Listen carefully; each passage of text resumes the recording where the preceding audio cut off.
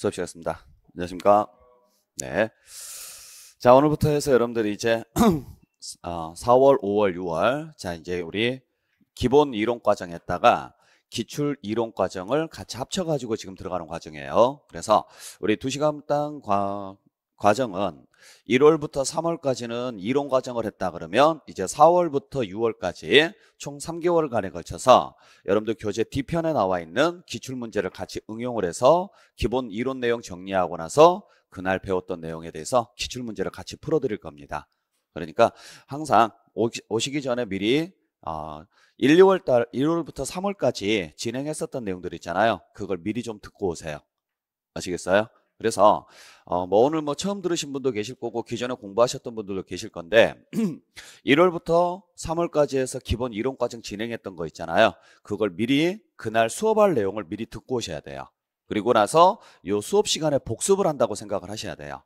그리고 이제 여기에 문제 적응력까지 같이 키워 나갈 것이다.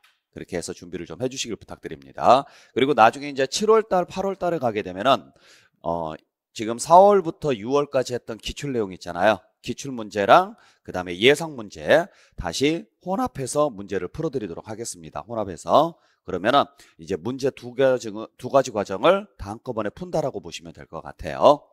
자, 그러면 오늘 첫내요. 바로 수업을 좀 진행하도록 하겠습니다. 자, 우리가 앞으로 배울 내용은 부동산 세법입니다. 즉 다시 말해서 부동산을 거래할 때 나올 수 있는 세금에 대해서 배우시는데 우리가 1월 달부터 3월까지는 요 내용은 안 배웠어요. 기억나시죠? 그래서 요 내용 들어갔었나? 들어갔었구나. 네. 자, 죄송합니다. 그래서 우리 조세 총론부터 해가지고 쭉 진행을 해왔었는데 자, 우리 조세 총론 글자 그대로 세금을 배우기 위해서 가장 기본적으로 알아야 되는 내용입니다. 그래서 세금의 시작이자 끝이라고 보시면 될 것 같아요. 그래서 처음 공부하실 때도 어떤 개념인지 어떤 용어들이 있는지를 정리하는 과정이고 한 과정이 끝나고 나면은 지금까지 배웠던 내용들에 대한 종합판이라고 보시면 돼요. 그래서 우리 시험지에서는 안 나올 때도 있고 많이 나오면 두 문제까지도 출제되는 부분인데 기본적인 내용들이니까 정확하게 정리를 좀 해주시길 부탁드릴게요. 자, 그래서 우리 다시 한번 정리해보죠. 자, 일단 조세란 무엇인가에 대한 개념부터 살펴보도록 하겠습니다. 자, 우리 조세란 제가 한번 쭉 한번 읽어볼게요. 뭐 이 부분은 시험지에 나오지는 않아요. 그냥 기본 개념이니까 보세요. 자, 조세란 무엇을 이야기하느냐? 국가나 지방자치단체가 필요한 일반 경비나 특정 목적 경비를 조달하기 위하여 구체적인 개별적 반대급부 없이 납세음자인 개인 또는 법인으로부터 강제로 거두어들이는 금전급부를 말한다. 자, 여기 조세입니다. 자, 그래서 이걸 풀어서 써서 첫 번째, 조세를 부과하는 주체는 누구다? 국가나 지방자치단체라고요. 그래서 세금을 부과하는 주체는 국가 또는 지자체뿐이에요. 그래서 국가가 부과하는 세금을 뭐라고 하고? 국세, 지방자치단체가 부과하는 세금을 지방세라고 합니다. 참고로 국가나 지방자치단체가 아닌 일반 공공기관이나 각종 공익단체들이 부과하는 것은 공과금 또는 회비라고 하죠. 그래서 참고로 말씀드리면 우리가 보통 세금에만 무슨 글자를 쓴다고 보시면 돼요? 세자를 쓴다고 보시면 돼요. 세금 아닌 것에는 세자가 안 들어간다. 그 정도만 보시길 바랍니다. 자, 두 번째. 그러면 조세를 부과하는 이유는 뭘까? 세금은 뭐 때문에 부과한다? 경비에 사용할 목적으로 부과합니다. 즉 국가나 지자체가 운영이 되려면 운영비가 필요하고 그 운영비 목적으로 걷는 걸 뭐라고 한다? 조세라고 하는 거죠. 결국 조세가 되려면 국가 또는 지자체가 경비를 목적으로 걷어야 된다. 이 두 가지 요건이 모두 충족됐을 때 조세라 그래요. 그러면 국가나 지자체가 아닌 일반 공공기관이 걷거나 또는 국가나 지자체가 걷더라도 경비 목적이 아닌 제재 목적 등으로 징수하는 것은 조세다 아니다? 아니죠. 그래서 벌금이나 또는 과태료, 과료 등으로 우리가 표시를 하죠. 그래서 뭐 지금 시험 문제는 안 나오지만 혹시라도 이게 조세냐 아니냐 이런 걸 물어보는 문제가 혹시라도 있다면 뒤에 가서 세자로 끝나면 조세라고 보시면 되고 세자로 안 끝나면 조세가 아니다 이렇게 보시면 될 것 같아요. 자, 그러면 세 번째. 자, 세금은 누가 냅니까? 이야기인데 자, 조세는 누가 내는 세금이다? 과세 요건이라는 것을 충족한 자에게 부과를 합니다. 그래서 세금을 부과할 수 있는 사람을 어디에서 정해놨느냐면 법률로 정해놨어요. 그래서 법에 규정된 세금을 부과할 수 있는 요건을 충족한 자가 있다면 그 사람에게 부과하는 거예요. 굉장히 중요한 개념이죠? 그래서 우리 과세 요건에는 뭐가 있느냐면 과세 대상이나 과세 표준이나 세율이나 납세문자 등이 있습니다. 기본적으로. 그러니까 이러한 것들이 다 어디에가 규정이 되어 있다는 이야기예요? 법률에가 규정이 되어 있다라는 이야기죠. 그래서 우리 여러분들 다 배우셨던 분들, 1월부터 3월까지 수업 들으셨던 분들, 과세 대상 다 열거돼 있었죠. 그 다음에 과세 표준에 대한 규정이 있었죠. 세율도 다 열거돼 있었고 납세무자도 다 법률로 정해져 있었잖아요. 여기에 해당하는 사람들한테만 부과되는 거예요. 그러면 여기에 해당하지 않는 사람들은 세금을 낸다 안 낸다? 안 낸다라고 보시면 되고, 네 번째 조세는 개별적 또는 직접적인 뭐 없이 부과된다?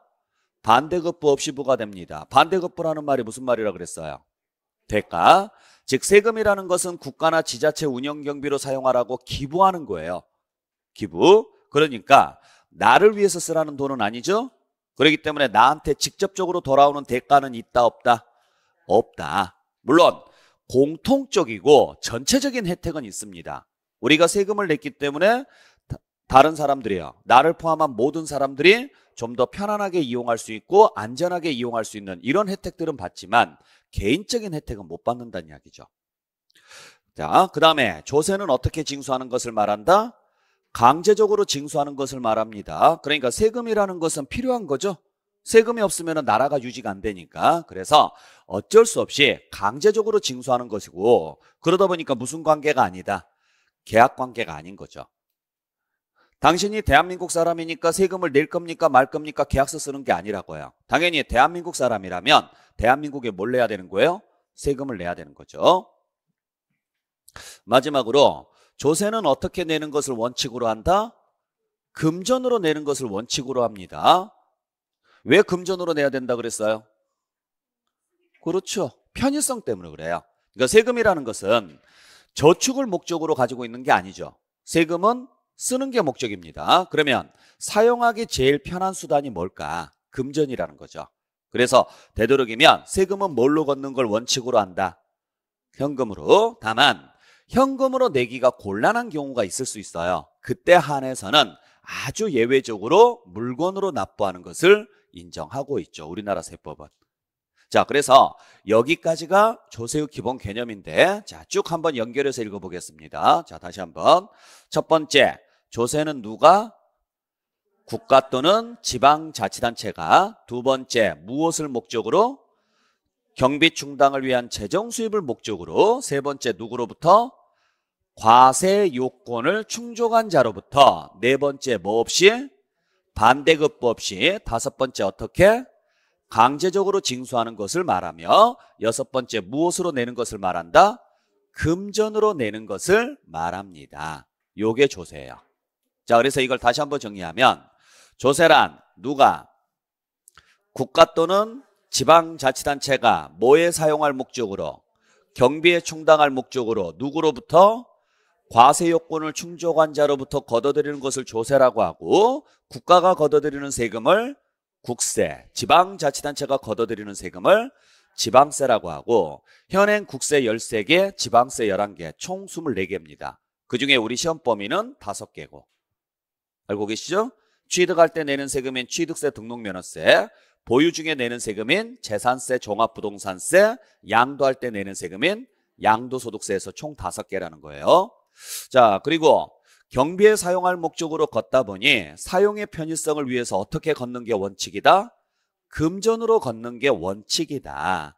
다만 아주 예외적으로 물건으로 납부하는 게 있더라. 그래서 총 24개의 세목 중에서 물건으로 납부할 수 있는 세금은 딱 2개 있습니다. 꼭 기억을 해주셔야 돼요. 재산세하고 뭐에 한해서요? 상속세 안에서요. 네. 반드시 기억을 하셔야 됩니다. 그리고 물건으로 내는 것을 제외한 나머지는 다 금전으로 내야 되는데, 그때 금전도 어떻게 내는 게 원칙이다? 일시납으로 내는 게 원칙이에요. 금전이 현금이에요. 일시납으로 내는 게 원칙인데, 예외적으로 나누어서 낼 수 있는 제도도 있는 거죠. 이걸 우리는 분할납부라고 하고, 분할납부가 되는 세목은 여러 개가 있어요. 네.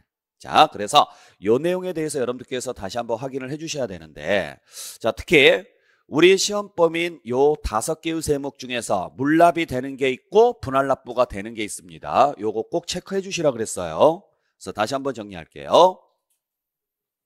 취득할 때 내는 세금인 재산세, 취득할 때 내는 세금인 취득세하고 등록면허세가 있을 것이고, 보유 중에 내는 세금인 재산세하고 종합부동산세가 있을 것이고, 양도할 때 내는 세금인 양도소득세가 있습니다. 그 중에 자, 취득할 때 내는 세금인 취득록세에서는 물납이나 분할납부 제도가 있다 없다? 없어요. 꼭 기억을 하셔야 돼요. 그래서 취득세나 등록면허세에서 물납 분할납부가 된다라고 나오면 무조건 틀린 문장. 그러니까 왜 취득할 때 물납이나 분할납부가 안 되는지 아시겠어요? 그렇죠. 왜냐하면 우리가 보통 부동산을 취득할 때는요, 세금까지 낼 걸 예상을 해서 자금을 준비를 해요. 그러니까 이미 취득세를 낸다라는 이야기는, 취득을 했다는 이야기는 그만큼 자금력이 된다라고 보는 거예요. 그래서 물납이나 분할납부 자체를 인정하지 않습니다. 그러면 있는 돈 없는 돈 다 끌어다 써서 취득을 했고 세금까지 냈어요. 그 다음부터는 돈이 있어요 없어요? 없죠. 그래서 보유 단계부터 물납이나 분할납부 제도가 나오는데, 그중에서 물납이 가능한 경우는 오직 어디에서만? 재산세만 가능해요. 종합부동산세나 양도소득세는 물납 자체가 안 되죠. 그래서 여러분들이 배우실 총 5개의 세금 중에서 물납이 가능한 경우는 뭐밖에 없다? 재산세 하나뿐입니다. 얼마 초과했을 때? 1,000만 원 초과. 무엇으로? 관할 내에 소지하는 부동산으로만 물납이 가능하죠. 반대로 분할납부는 재산세, 종부세, 소득세가 다 가능합니다. 그래서 우리 물납과 분할납부가 다 되는 것은 뭐밖에 없다? 재산세뿐이에요. 아셨죠? 꼭 기억을 해주셔야 돼요. 그리고 분할납부는 재산세, 종부세, 소득세까지 다 되는 거죠. 특히 주의하셔야 될 것은 보유세는 다 얼마 초과? 250만 원 초과입니다. 양도소득세만 얼마 초과예요? 1,000만 원 초과예요. 그랬을 때 기간이 다 다르죠? 재산세는 몇 개월? 3개월입니다. 이번에 개정이 돼서 2개월에서 3개월로 연장됐었죠? 그 다음에 종합부동산세는 6개월이고 양도소득세는 2개월입니다. 그러니까 똑같은 경우가 있다 없다? 없어요. 분명히 올해 시험지에서 이 문제는 100% 출제될 거예요. 물납이나 분할납부 문제는 절대 빠지지 않고 시험지에서 나오니까 총론에서 나오든 이 해당 세목에서 나오든 무조건 나온다고 보셔야 돼요. 그래서 요 내용까지. 그리고 이미 배우셔서 아시겠지만은요, 분할납부 할 때는 이 금액을 기준으로 해서 이 금액의 몇 배를 따진다? 2배를 따집니다. 그래서 2배를 넘지 않았으면 이 금액 초과분만, 만약에 이 금액의 2배를 넘었으면 50% 이하의 금액을 분할납부할 수 있죠. 알고는 계시죠? 네. 그러니까 지금 뭐 처음 들으신 분들은 그냥 들으셔야 돼요. 아셨죠? 네. 자, 그래서 요 내용 꼭 기억을 좀 해주시고, 자, 두 번째는 자, 우리 세금을 분류를 좀 해볼 건데, 자, 조세는 여러 가지 기준에 따라서 이름들이 여러 가지로 나누어져 있어요. 우리도 마찬가지라 그랬죠. 우리의 이름은 하나지만 우리를 부르는 호칭은 여러 가지라 그랬잖아요. 세금도 마찬가지예요. 취득세, 등록면허세, 재산세, 종합부동산세 전부 다 이름은 하나지만 그걸 부르는 호칭은 기준에 따라서 여러 가지로 나누어지는데, 첫 번째, 과세 주체가 누구냐에 따라서 두 가지로 나누어집니다. 국가가 부과하는 세금을 뭐라고 한다? 국세라고 하고, 지방자치단체가 부과하는 세금을 뭐라고 한다? 지방세라고 하죠. 아시겠죠? 그래서 국세가 총 13개가 있고 지방세가 11개가 있는데 외우실 필요는 없습니다. 그냥 그런 게 있는 것보다 하세요. 단 주의하셔야 될 것은, 국세는 누가 부과하는 세금이냐면 국가가 부과를 하는데, 국가기관 중에서 세금을 담당하는 기관이 어디다? 세무서죠. 그래서 국세는 무조건 세무서라고 하셔야 돼요. 반대로 지방세는 지자체가 징수하는 세금인데, 지자체는 다시 6개로 나눕니다. 특별시, 광역시, 도, 시, 군, 구. 그래서 총 6개의 세금으로 다시 세분화시킨다고 보시면 돼요. 그래서 특별시세, 광역시세, 도세, 시세, 군세, 구세. 자, 그 중에서 우리가 배울 세금 다시 한번 정리해 볼게요. 자, 우리가 배울 세금 중에서 취득세부터 재산세까지가 다 뭐에 해당하는 세금이에요? 지방세입니다. 그 다음에 종합부동산세하고 소득세가 다 뭐에 해당한다? 국세에 해당한다. 뭐 이제 이건 기본적인 거니까. 그래서 취득 단계에서 내는 세금인 취득세, 등록면허세, 보유 중에 내는 세금인 재산세까지가 지방세, 그 다음에 종합부동산세하고 소득세는 무조건 국세. 자, 문제는 국세는 어디에서 징수하는 세금? 세무서에서 징수하는 세금이니까 세무서라고 하시면 되는데, 문제는 지방세가 문제죠? 그래서 지방세는 6가지로 나누는데 그중에 취득세는 어디에서 징수한다? 특광도에서 징수하는 거예요. 재산세는요, 시군, 구에서 징수하는 세금이라고요. 그래서 그냥 단순하게 접근하시면 돼요. 맨 앞에 적는 주소지에서 걷는 게 취득세, 그 다음 주소지에서 걷는 게 재산세. 그러니까 취득세하고 재산세가 중복되는 게 있다 없다? 없어요. 중복되는 게 하나도 없죠? 자, 경기도 김포시다. 그러면 취득세는 누가 가져간다? 경기도에서. 재산세는 김포시에서. 서울특별시 노원구다. 그러면 취득세는 서울시에서, 재산세는 노원구에서. 이런 식으로 보시면 돼요. 단 등록면허세는 요 맨 뒤에 거 2개 연결하시면 돼요. 맨 뒤에 거 2개가 뭐예요? 도하고 구죠? 그래서 등록면허세는 도나 구에서 징수하는 세금이다. 그래서 우리가 외울 때는 항상 특, 광, 도, 시, 군, 구 딱 적으라 그랬죠?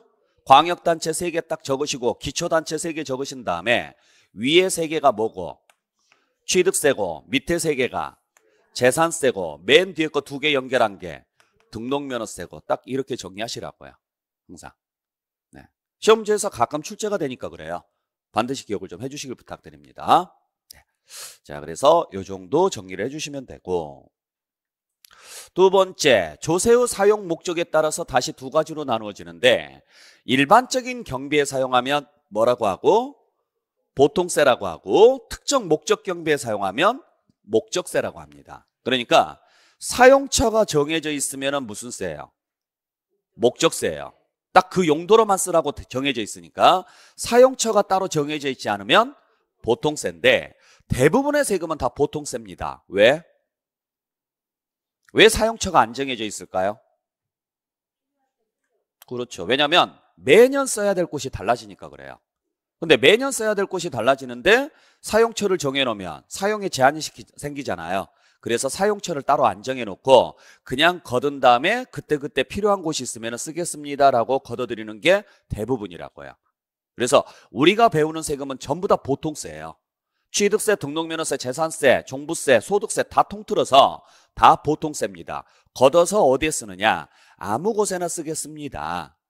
대신 사용처가 정해져 있는 목적세가 있어요. 현행 목적세가 딱 5개가 있는데 외우시길 바랍니다. 그래서 국세 3개가 있고 지방세 3개가 있는데, 교육세, 교통에너지 환경세, 농어촌 특별세, 지역자원시설세하고 지방교육세가 있죠. 요거 꼭 기억을 좀 해주시고. 그래서 요 5개의 세금은 이 글자에만 쓸 수 있는 세금이다. 그래서 우리 국세 같은 경우는 앞자만 따서 어떻게 외우시라고요? 농이라고 외우시면 돼요. 왜냐면 교자 들어가는 거하고 농자 들어가는 게 이 3개밖에 없어요. 국세, 지방세 통틀어서. 대신 지방세는 지지라고 외우긴 외우되 그 지가 뭔지를 정확히 외우시라고요. 지역자원시설세하고 뭐다? 지방교육세입니다. 그래서 이 글자에만 쓸 수 있는 세금입니다. 그렇게 정리해 주시면 될 것 같아요.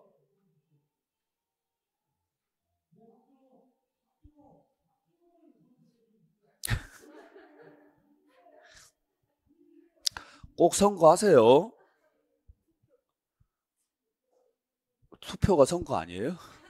제가 뭘 잘못 말씀드렸나요? 네, 네. 꼭 선거하시기 바랍니다. 우리나라 사람들이 선거를 잘 안 하려고 그래요. 네. 자, 그 다음에 세 번째, 조세정가 유무. 요건 몰라도 돼요. 이건 그냥 버릴게요.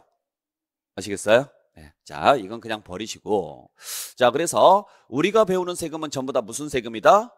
보통세고, 그 다음에 우리가 배우는 세금은 다 직접세입니다. 그러니까 직접세라는 말은 글자 그대로 생각하시면 돼요. 직접 내는 세금이다 라고 생각하시면 돼요. 그 정도만 기억을 해주시길 부탁드릴게요. 자, 그리고 목적세는 따로 있으니까 목적세 따로 여러분께서 암기해 주시고, 국세에 해당하는 목적세 3개, 농. 지방세에 해당하는 목적세 두 개. 지. 아셨죠? 그래서 교농이 무엇이며 지지가 무엇인지를 확실하게 암기를 좀 해주시길 부탁드립니다. 참고로 여기서 하나 더 정리를 좀 한다 그러면 요 5개의 세금이 목적세죠? 그 중에서 요 농어촌 특별세하고 요 지방교육세 있죠? 이 두 개는 목적세이면서 또 무슨 세에 해당해요? 부가세에 해당하는 거예요. 부가세. 좀 이따 말씀드리겠지만. 그래서 따로 징수할 수 없어서 다른 세금에 붙여서 징수하는 세금을 뭐라고 한다? 부가세라고 그래요. 부가세. 예전에 한번 시험제 나올 때 뭐라고 나왔느냐면 지방세고 목적세고 부가세인 것은 이런 식으로 한번 나온 적이 있어요. 그러면 지방세 중에서 목적세가 딱 두 개밖에 없어요. 지역자원시설세하고 지방교육세인데 그중에 부가세는 뭐다? 지방교육세입니다. 지방교육세. 한번 딱 나온 적이 있어서 그래서 말씀드리는 거예요. 요건 여러분들께서 암기해 주시길 부탁드립니다. 자, 그 다음에 네 번째하고 다섯 번째가 뭐냐면 세금 계산할 때 어떤 식으로 표시를 할 것이며 어떤 식으로 계산을 잡을 것인가 요 내용인데, 자, 우리가 세금 계산은 과세 표준에다가 뭘 곱해서 계산한다? 세율을 곱해서 나오는 것을 계산해서 내시면 돼요. 그때 과세 표준이 무슨 말인지 아시겠죠? 글자 그대로 뭐 할 수 있는 금액? 과세가 되는 표준값이 얼마입니까? 이게 과세 표준. 그러니까 쭉 모아놓고 어디까지를 과세할 겁니까 해서 정해놨다고요. 그 표준값이 되는 것을 과세 표준이라고 하고 여기에 곱해지는 비율을 뭐라고 한다? 세율이라고 그래요. 세금이니까 세율이라고 하는 거죠. 만약에 이자였으면 뭐라고 했을까요? 이자율이라고 했겠죠. 이자였으면. 감면했으면 감면율이라고 했을 것이고, 그래서 과세가 되는 부분에다가 일정한 비율을 곱해서 나온 금액만큼을 세금으로 내주세요 이렇게 가는데, 첫 번째 요걸 표시하는 방법에 따라서 네 가지로 나누어요. 그래서 과세 표준은 가액으로 표시하면 종가세, 수량으로 표시하면 종량세, 그 다음에 세율을 비율로 표시하면 정률세, 금액으로 표시하면 정액세. 가운데 글자를 보시라고요. 뭔지는 몰라도.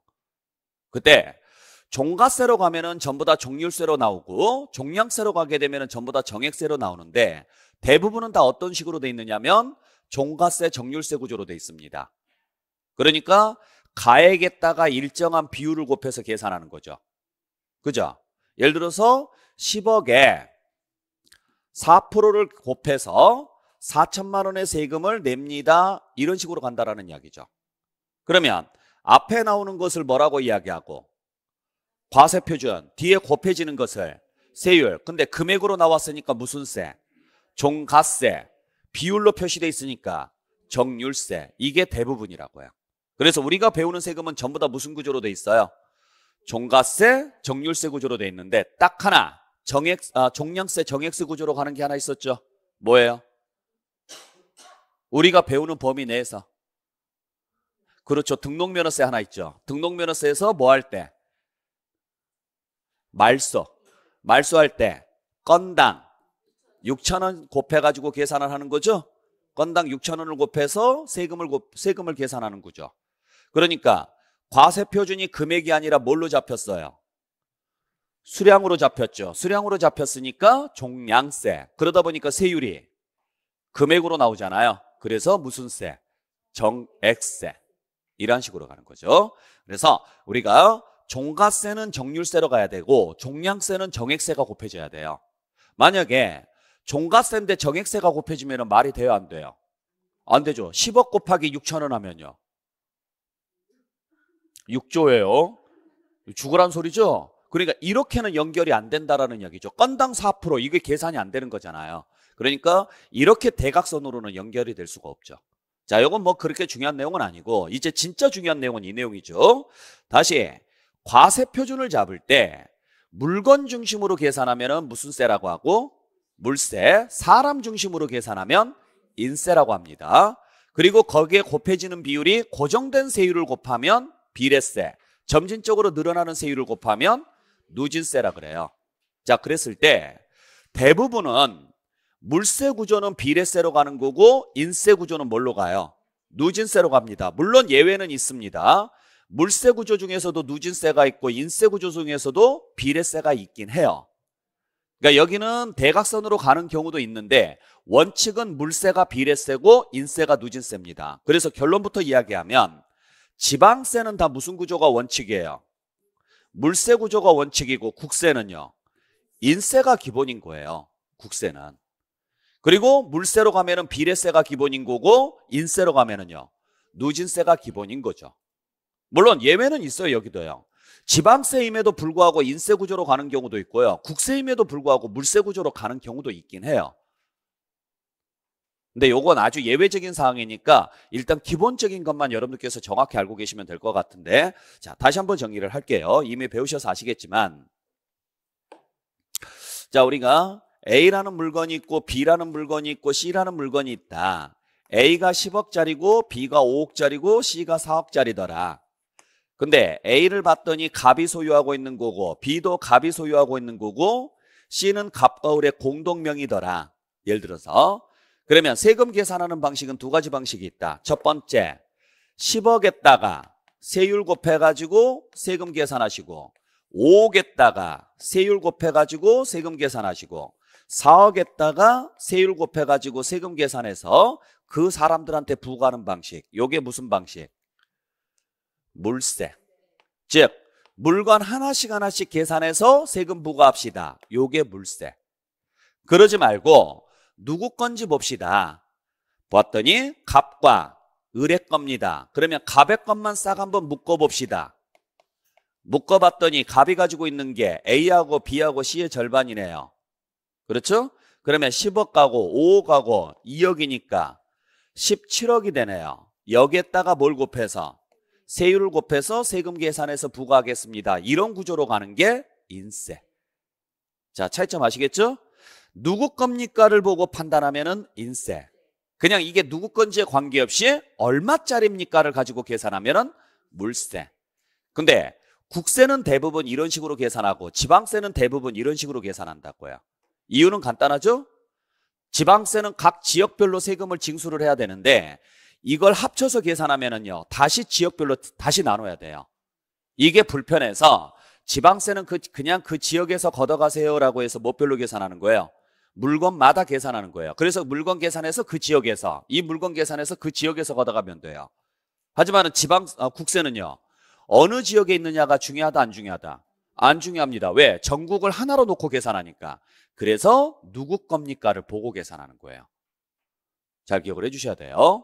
자, 그래서 과세표준 잡을 때 어떠한 식으로 잡느냐 요걸 잘 보셔야 되고, 두 번째는 여기에다가 곱해지는 비율이 단순히 고정된 세율을 곱하면 무슨 세라고 하고 비례세라고 하고, 과세표준이 증가함에 따라서 점진적으로 늘어나는 세율을 뭐라고 한다? 누진세라고 한다 그랬어요. 그래서 다시 한번, 취득세 같은 경우는 과세표준에다가 4%를 곱해서 세금 계산합니다. 자, 요게 지금 세율이죠. 자, 그때 뭘로 표시돼 있다? 비율로 표시돼 있습니다. 그래서 무슨 세? 정률세라고 합니다. 두 번째, 변한다, 안 변한다? 안 변한다. 안 변하니까 무슨 세? 비례세라고 한다고요. 그러니까 과세표준이 1억이든 10억이든 100억이든 똑같이 몇 프로? 4%. 이렇게 변하지 않는 세율을 비례세. 자, 등록면허세에서 아까 말씀드렸던 것처럼 말소를 하더라. 그러면 건당 얼마씩? 6,000원씩 곱해가지고 세금 계산해서 내면 됩니다. 요게 세율입니다. 뭘로 표시돼 있다? 금액으로 표시돼 있다. 그래서 정액세. 두 번째, 변한다, 안 변한다? 안 변한다. 안 변하니까 비례세. 한 건이어도 6,000원, 두 건이어도 6,000원, 세 건이어도 6,000원, 네 건이어도 6,000원. 결과값이 바뀌는 거죠. 한 건 곱하기 6,000원에서 6,000원, 두 건 곱하기 6,000원에서 12,000원. 여기가 바뀌는 거지 얘가 변하는 게 아니잖아요. 이렇게 변하지 않는 세율을 무슨 세율이라고 한다? 비례세. 근데 소득세 같은 경우는 그 과세 표준에다가 6에서 45% 세율을 곱해서 계산합니다. 이렇게 돼 있단 말이에요. 자, 요게 세율입니다. 뭘로 표시돼 있어요? 비율로 표시돼 있으니까 무슨 세? 율세. 두 번째, 세율이 고정돼 있다, 늘어난다. 늘어나니까 누진세라고 하는 거죠. 그래서 몇에서 몇 이런 식으로 나와 있는 게 누진세. 이해하셨어요? 자, 그랬을 때 우리가 보게 되면 세금은 쉽게 계산을 해야 돼요? 어렵게 계산이 돼야 돼요? 왜? 왜 세금은 쉽게 계산이 돼야 돼요? 그렇죠. 일반 국민들이 내는 거니까, 계산해서 내는 거니까. 계산식이 복잡하면 안 돼요. 그래서 비례세로 가는 게 맞아요? 누진세로 가는 게 맞아요? 비례세로 가는 게 맞다고요, 원래는. 근데 문제는 비례세의 단점이 있다고 그랬죠? 아마 학교론 시간에서도 배우셨을 건데 비례세의 단점이 뭐예요? 어떤 형평성? 그걸 뭐라 그래요? 역진성이라고 하죠. 혹시 들어보셨어요? 역진성. 그러니까 쉽게 말하면 똑같은 비율을 낸단 말이에요. 그러면 숫자상으로는 평등한 것처럼 보이지만 체감으로 느끼는 것은요, 완전히 다른 거죠. 그러니까 예를 들어서 한 달 생활비가 10만 원인 사람한테 만 원을 내래요. 10%인 만 원. 한 달 생활비가 1억인 사람한테 1000만 원을 내래요. 10%인. 그러면 똑같이 10%인데 한 달 생활비가 10만 원인 사람한테 만 원은 엄청나게 큰 돈이라고요. 그 만 원 한 장이. 하지만은 1억인 사람한테 1000만 원은 적은 돈은 아니지만 그 1000만 원 없다고 해서 못 사는 건 아니잖아요. 그러니까 단순히 숫자로만 본다 그러면 동일한 것처럼 보이지만 실제 체감으로 느끼는 것은 10만 원 가진 사람이 만 원을 낼 때 그게 훨씬 더 많이 내게끔 느껴진다는 이야기죠. 그걸 역진성이라 그래요. 그걸 보완하기 위해서 없는 사람이 조금 어떻게 해주세요? 적게 내주세요. 그러면 그 적어진 부분을 누가 대신 보충해 주겠습니다? 있는 사람이 보충을 해줄게요. 그런 식으로 만들어 놓은 게 무슨 구조? 누진 구조라 그랬죠. 그러니까 비례세는 똑같은 세율을 적용을 한다 그러면 누진세는 대각선으로 세율이 올라가는 구조라 그랬죠. 그래서 비례세의 단점을 보완하는 거예요. 없는 사람이 조금 적게 내면 있는 사람이 조금 뭐 해주라고요? 더 내주라는 이야기죠. 그래서 과세 표준이 늘어나면 뭣도 같이 늘어나는 구조? 세율이 같이 늘어나는 구조. 그러면 곱해지는 두 변수가 동시에 늘어나면 세금은요, 어마어마하게 늘어나는 구조죠. 이런 식으로 가는 게 바로 무슨 구조? 누진 구조예요. 그래서 누진세를 적용하는 이유는 뭐 때문에 적용하는 거냐면 소득 재분배예요. 원래 목적이. 똑같이 10%를 내지 마세요. 없는 사람은 8%를 내주세요. 그러면 2%가 부족하잖아요. 그 2%를 있는 사람이 10%가 아닌 몇 프로를 내주세요? 12%를 내주세요. 이런 식으로 해서 형평성을 맞춰가겠다. 그게 바로 누진 구조예요. 그렇기 때문에 일정 구간이 지나게 되면 세율 자체가 뭐가 되는 거예요? 늘어나는 구조죠. 아시겠죠? 잘 기억을 해주셔야 돼요. 자, 그랬을 때 우리가 소득 재분배의 효과를 누리기 위해서 누진세를 적용하는 이유는 결국에는 뭐 때문에 그러느냐? 서로 돕고 살자고요. 없는 사람이 조금 덜 내야 그 덜 낸 돈으로 살아가는데요, 희망을 걸고 살 수가 있는 거니까. 대신 그 부족 부분을 누가 도와주라는 이야기예요? 있는 사람이 도와주라는 거예요. 결국에는 누가 누구를 돕는 거냐면 사람이 사람을 돕는 거예요. 맞죠? 그래서 뭐별로 계산을 할 때? 인별로 계산을 할 때 누진세를 적용하는 게 기본인 거죠. 인별로. 대신 물건별로 계산할 때는 서로 돕고 자시고 이런 게 없잖아요. 그래서 똑같은 비율을 적용한다 그래서 뭐가 적용이 돼요? 비례세가 적용이 되는 게 원칙인데, 그러다 보니까 똑같이 과세 표준이 늘어날 때 세금 폭이 늘어나는 폭은 누가 훨씬 더 커지는 거예요? 누진세가 훨씬 더 커져요. 그래서 정부에서는 재분배 효과 외에 세금을 통해서 제재를 취할 때도 무슨 세를 쓰는 거예요? 누진세를 쓰는 거예요. 누진세. 그래서 우리가 누진세를 쓰는 이유는 두 가지입니다. 첫 번째는 소득 재분배입니다. 두 번째는 국가가 시행하는 정책을 수행하기 위해서 제재의 목적으로 쓸 때 누진세를 많이 써요. 누진세를. 왜냐하면 기하급수적으로 세금이 늘어나 버리니까.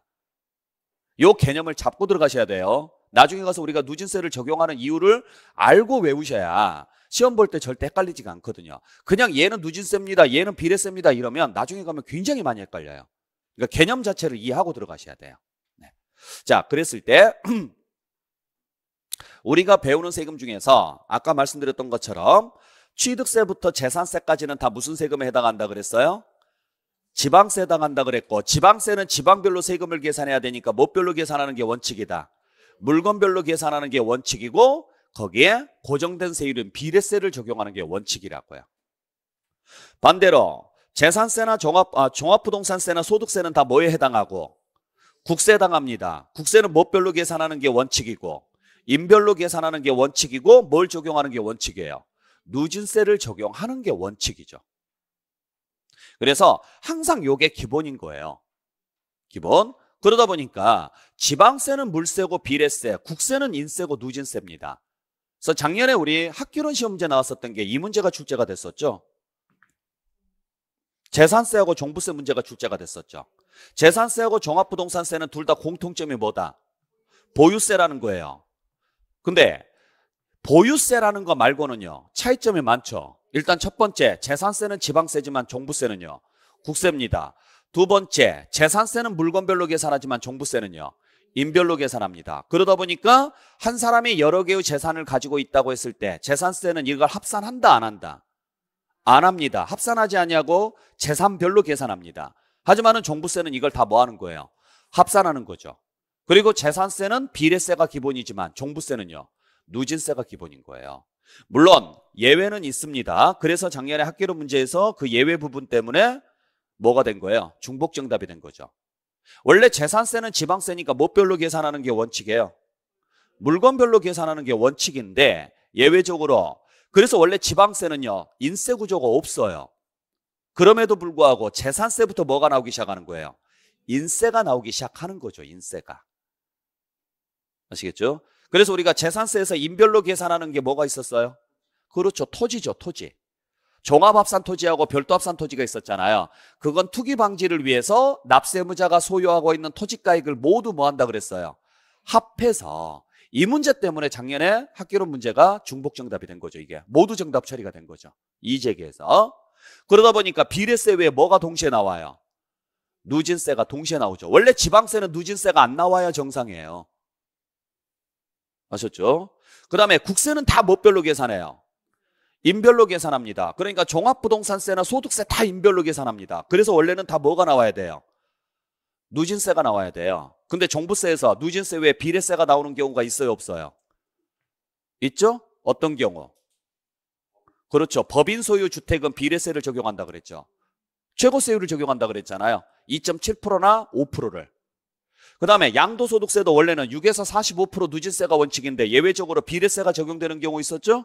몇 프로? 40%, 50%, 60%, 70%. 4, 5, 6, 7.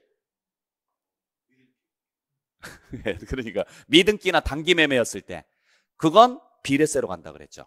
자, 그러다 보니까 딱 눈에 띄는 게 보이죠, 지금. 자, 어차피 우리가 배우는 세금은 다 무슨 구조가 다 들어가요? 비례세 구조는 다 들어간다고요. 비례세 구조는 결론적으로 이야기하면. 그러니까 결국엔 비례세는 다 나온다. 그죠? 그러면 결국에는 여러분들께서 알고 계셔야 될 것은요. 누진세가 같이 나올 수 있느냐 없느냐 요걸 기억을 좀 해주시라고요. 누진세가 같이 나올 수 있는 경우는 어디서부터다? 재산세부터라고요. 재산세부터. 이해되시겠어요? 그래서 만약에 시험 문제에서 다음 중 비례세와 누진세 구조를 모두 취하고 있는 이런 식으로 문제가 나왔다.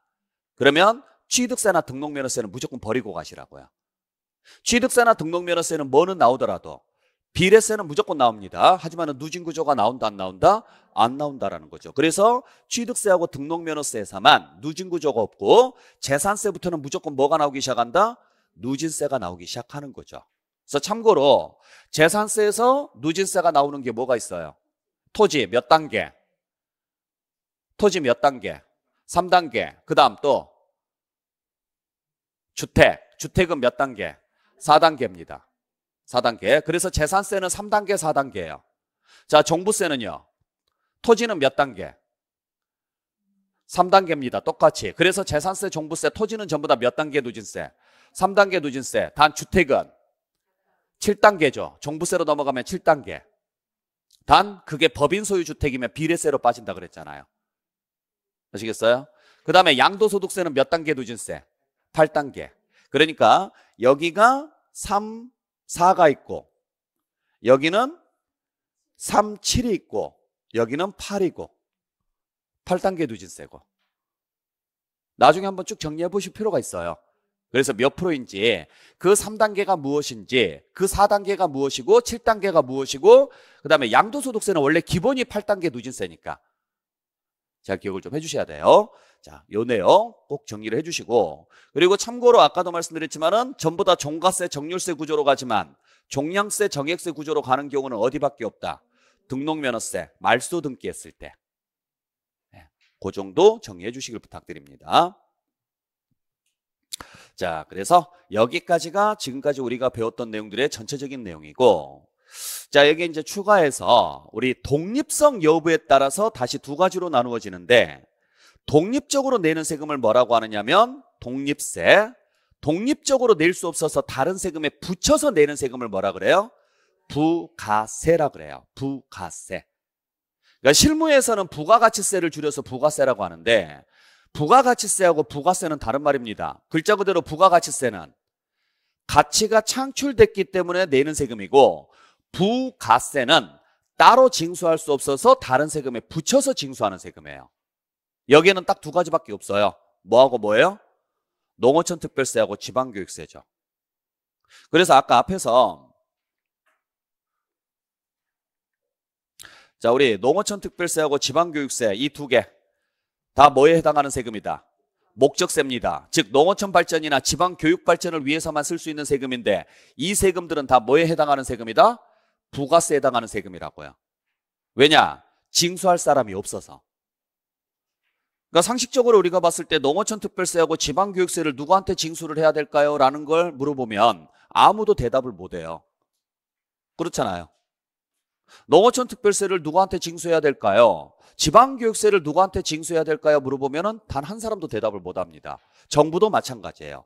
필요해서 만들어 놓긴 했는데 거둘 사람이 없는 거죠. 그래서 이건 따로 징수가 안 되니까 다른 세금 낼 때 거기에 몰래 끼워서 거둡시다라고 해서 이걸 무슨 세금이라고 한다?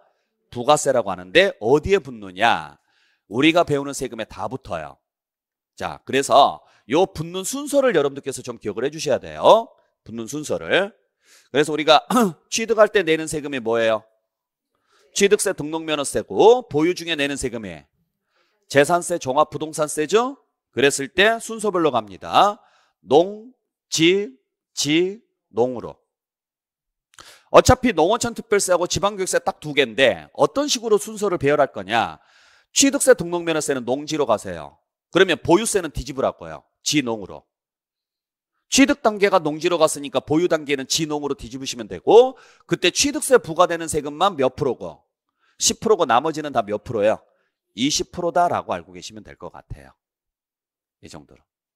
그래서 등록면허세 내시는 분들은 등록면허세 외에 그 등록면허세 몇 프로만큼을, 20%만큼을 무슨 발전을 위해서 내는 거예요? 지방교육 발전을 위해서 내는 거죠. 그러니까 예를 들어서 등록면허세가 100만 원이 나왔다. 그러면 실제 내는 세금은 120만 원을 낸다고요. 이해되셨어요? 네. 그런 식으로 보시면 돼요. 재산세가 100만 원이 나왔다. 그러면 실제 우리가 내는 세금은 120만 원을 냅니다. 지방교육세 몇 프로까지 추가해서 20%까지. 종합부동산세가 100만 원 나왔다. 그러면 실제로는 120만 원 냅니다. 농어촌 특별세 20만 원까지 추가해서. 그러니까 농어촌 특별세만 따로 내는 경우는 있다 없다? 없어요. 따로 낼 수가 없어요. 그래서 그 세금에 붙여서 걷는 거죠. 이걸 부가세라고 하는 거예요. 순서별로 기억을 해주시고, 혹시라도 감면되는 부분이 있다면, 감면이라는 말이 무슨 말입니까? 깎아준다는 소리예요. 그죠? 그러면 정부가 우리한테 혜택을 준 거예요, 안 준 거예요? 준 거죠. 그래서 이 부분은 별도로 깎아줬으니 그 돈 들고 튀지 마시고 깎아준 세금의 일정 부분을 농어촌 발전을 위해서 내주시라고요. 무조건 몇 프로를 내느냐? 20%예요. 여기는. 농어촌 발전을 위해서 내는 거예요. 자, 그래서 일단 감면은 무조건 농특세 몇 프로? 20%예요. 감면은. 대신 감면세액이 없다. 그러면 납부할 세액에 부과되는 세금은 농지, 지농 순서대로. 대신 소득세에 부과되는 세금은 있다 없다? 없어요. 그래서 가끔 오해하시는 분들이 계시는데, 여러분들 소득세 내게 되면은 같이 내는 세금이 하나 있거든요. 뭔지 아세요? 지방소득세예요. 옛날에 주민세라고 했던 거, 소득할 주민세 10%만큼을 같이 내거든요. 근데 그 지방소득세는 지금은 지방소득세라고 합니다. 명칭이. 그 부가세 아닙니다. 독립세입니다.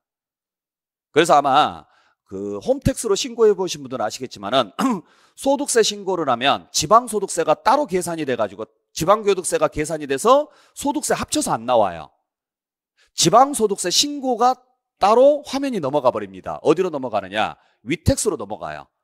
그래서 거기서 따로 신고가 들어가야 돼요. 그러니까 이게 따로 신고를 해야 된다라는 이야기가 뭐냐면 독립세라는 이야기예요. 옛날에는 부가세로서 소득세 내면 무조건 합쳐가지고 냈는데 지금은 따로따로 내요. 따로따로. 그래서 지방소득세가 부가세다 그러시면 절대 안 돼요. 부가세는 딱 두 종류입니다. 농어촌 특별세하고 뭐다? 지방교육세고. 자, 여기서 하나 주의하셔야 될 게 있어요. 취득세는 국세요, 지방세요? 그러면 농어촌 특별세는 국세요, 지방세요? 국세예요. 그러니까 취득세가 지방세라고 해서 취득세 붙여서 내는 농어촌 특별세도 지방세다 그러시면 안 된다고요. 얘가 지방세 붙는다고 해서 얘가 지방세로 변신하는 게 아니에요. 그냥 우리가 낼 때 편의를 위해서 취득세하고 농어촌 특별세 합쳐서 한꺼번에 내는 거예요. 어디에다가? 여러분들 세금 어디에다가 내냐고요? 저 이상한 거 안 물어봐요. 아니 어디에다가 내냐고요? 세금. 그래 은행에다가 낸다고요. 은행에다가. 뭔 지자체냐고요. 은행에 가서 내는 거예요. 한꺼번에. 그러면 은행에서 그걸 받아서 거기에 적힌 금액 있잖아요. 그걸 분류를 하는 거예요. 그래서 취득세랑 농특세랑 합쳐서 우리가 다 내면 은행에서는 취득세 금액을 빼서 지자체 금고로 넣어주고 농어촌 특별세는 빼서 국고로 넣어주는 거예요. 그걸. 우리가 따로따로 내는 게 아니고 우리가 낼 때는 그냥 한꺼번에 내는 거고. 이해되셨어요? 네. 자, 요 정도 꼭 기억을 좀 해주시길 부탁드립니다.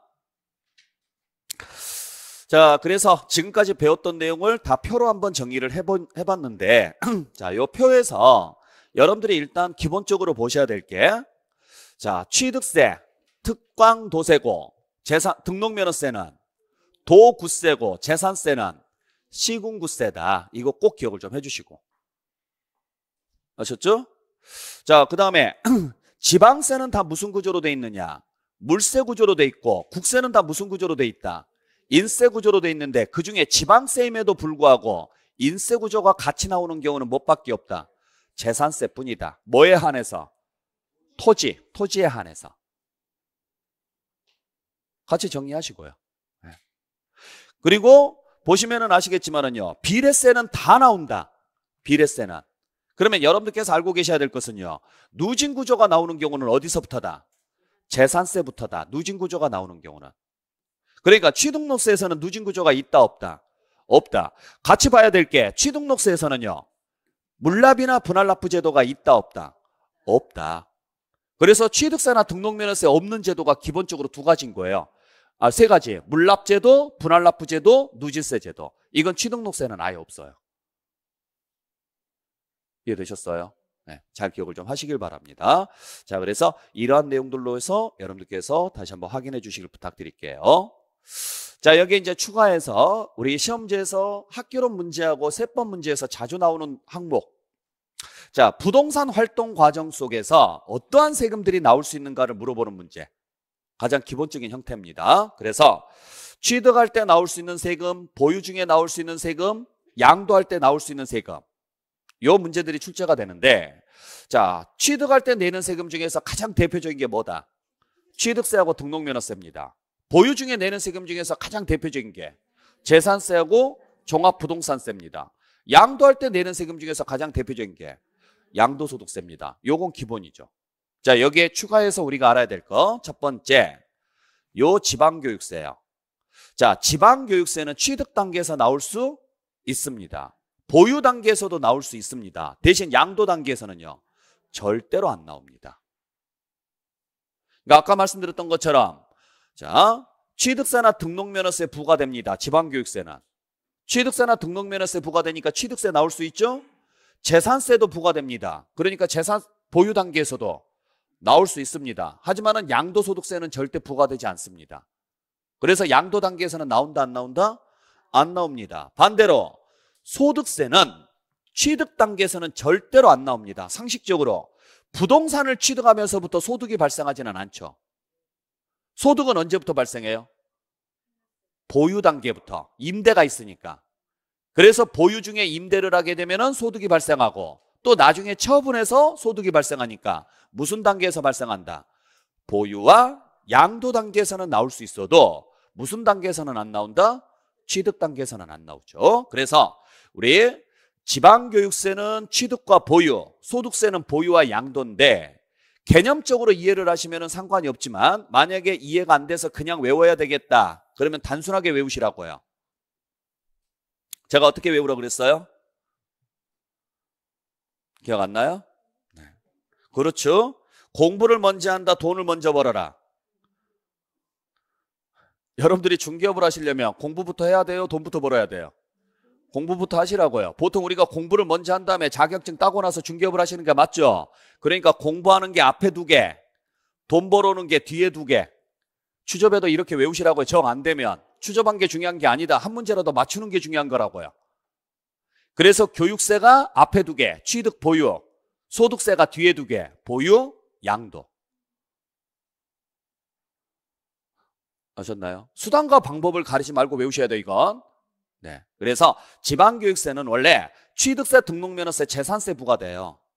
부과되니까 취득 단계, 보유 단계에서 나올 수 있지만은 양도 단계에서는 절대로 나올 수가 없어요.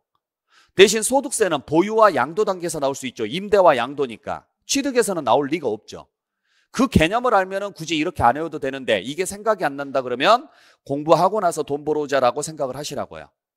그도 생각이 안 나면 찍으시고요. 방법이 없습니다.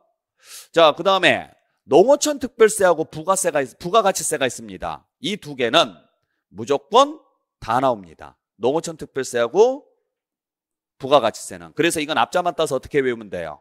농부라고 외우세요. 농부는 부지런하다. 부지런하니까 모든 단계에서 다 나온다.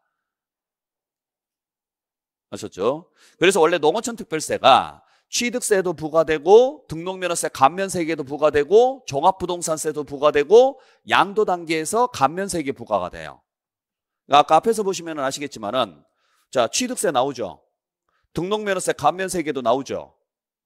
종합부동산세도 붙죠. 양도소득세 감면세계도 붙죠.